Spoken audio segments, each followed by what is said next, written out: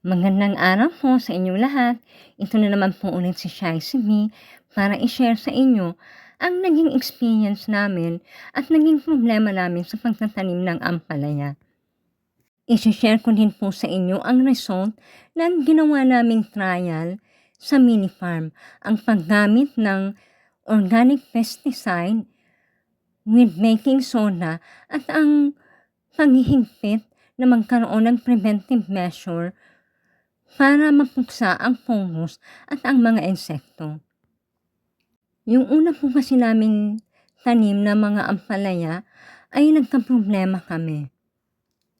Nagtaka po ako kung bakit laging unang harvest lang ang naipapadalang video sa akin ni Chocho at wala na itong kasunod. Kaya nung hindi na ako busy, ay nagkaroon ako ng pagkakataon na mag-video call kay Jojo habang nag-work siya sa mini farm para itanong ko ang nangyari sa aming patanim na ampalaya.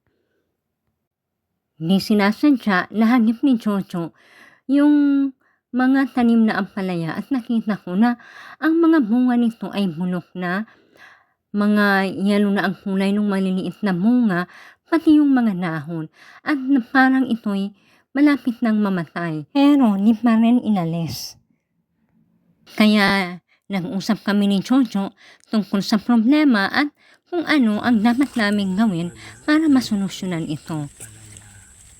Gaya din po sa sakit ng tao, in-apply namin yung kasabihan na an ounce of prevention is better than a pound of cure.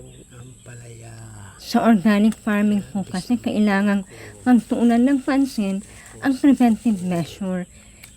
Wala pa mang sakit o ang mga insekto ay larva pa lang, ay dapat mapuksa na ito para hindi na dumami.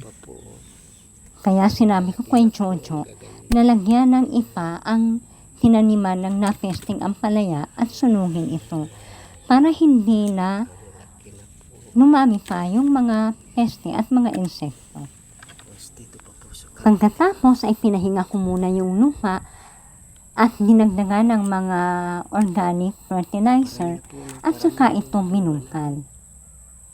At bago ko pinataniman, pinadinigan ko muna ito ng organic insecticide plus baking soda. Disclaimer lang po, ang result po ng trial namin ito ay base lang sa aming experience. Trinay lang po namin kung totoo yung mga na-research ko at yung nakikita ko na isinishare ng mga content creator tungkol sa pagpuksa ng fungus at ng mga insekto. Pinaalala ko rin kay Jojo na napaka-importante na ang pag-a-apply ng mga organic fertilizer at insecticide ay nasa right timing at right time. Maganda po ang resulta. Marami ang na-harvest ni Jojo at magaganda yung na-harvest niya. Sana po ay magtuloy-tuloy kasi napakarami pa niyang maliliit na bunga.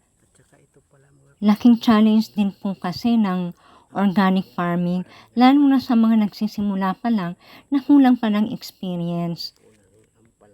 Kalaking challenge po sa part ko dahil nagmamanage ako ng mini farm na wala naman ako doon dahil nandito ako sa Canada nag-work. Puro lang ako instruction kay Jojo. Nakakapagod, lalo na pag may outbreak dito sa workplace ko. Tapos, after ng work, ay tatawag ako sa Philippines para makausap si Jojo. O kaya, magme-message ako sa kanya. May mga pagkakataon din kasi na hindi ko na monitor sa mini farm. Nalalaman ko ang problema pag malala na ito. Nakakapagod, pero nakaka-enjoy kapag nagiging successful yung mga experiment at trial na pinapagawa ko kay Jojo.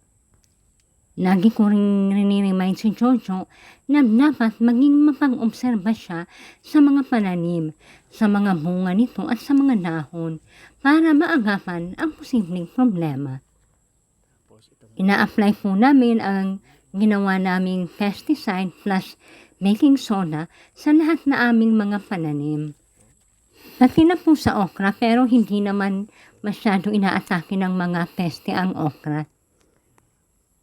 Akala ko nga po ngayong tag-ulan ay hindi kami makaka-harvest ng magandang ampalaya kasi ito po ang panahon na ang fungus at mga peste ay grabe ang pag-atake.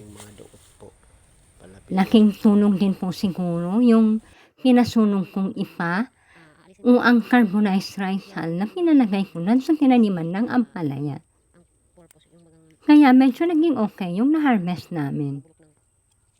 Laking tulong din yung tamang panahon o time ng pag-apply ng pesticide. At syempre, yung frequency ng pag-apply. Pag-aalaga sa halaman, sa hayop ay parang pag-aalaga rin sa health ng tao. Napaka-importante yung preventive aspect of care. Kaya lagi ko nga rin-remind si Jojo na kailangang mapag-obserba siya sa lupang tinatamnan at sa mga pananim para maiwasan kaagad yung mga possible problems na pwedeng mangyari. At kailangan ding matutuhan ni Jojo kung ano yung mga proper management and skills para masolusyonan kapag dumating yung problema. More than 2 years na po kami sa farming journey namin, pero nasa trial and error stage pa rin kami. Kaya nga po, paunti-unti lang ang mga itinatanim namin na iba't ibang mga gulay para at least makita muna namin kung ano yung mga proper management na maging okay yung harvest namin. Hindi man kasing ganda ang na-harvest naming ampalaya compared dun sa mga ginagamitan ng synthetic fungicide at insecticide, ay okay lang kasi safe ang family ko sa mga harmful chemicals, pati na rin yung mga bumibili ng aming mga harvest. Marami man ang nagdi-discourage sa akin, ay patuloy pa rin ako sa organic farming dahil alam ko safe ang kinakain ng aking family. At gagawin ko ito hanggang sa ma-achieve ang aking goal na better yield and harvest. Ayan. Ito po mga kaparming, yung tanim kong ampalaya. Harvest naman po ako. Tapos ito po. Ayan. Dito po yan sa Milk Farm. May Ma'am Saisi. Ayan po. Ito pa po. Ang lalaki na po. Ang gaganda. Ayan. Ayan. Ang laki na po. Ayan po. Tapos dito pa po sa kabila. Ito po. Ayan. Parami na po ng parami yung bunga ng tanim kong ampalaya.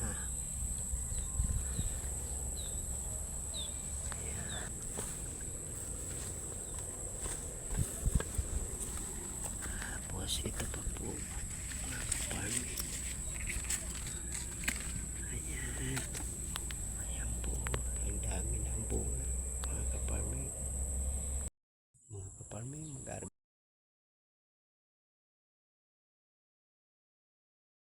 Hindi po pala naditibong. Di po. Sana po di mo na di po mag dilo naman na si di po aling uran. Bubururak na po kaya tiyo. Kaya pigbubutangan ko po tika di mga kaginti. Namin na diti agkukuha. Nagbuburungan na po siya.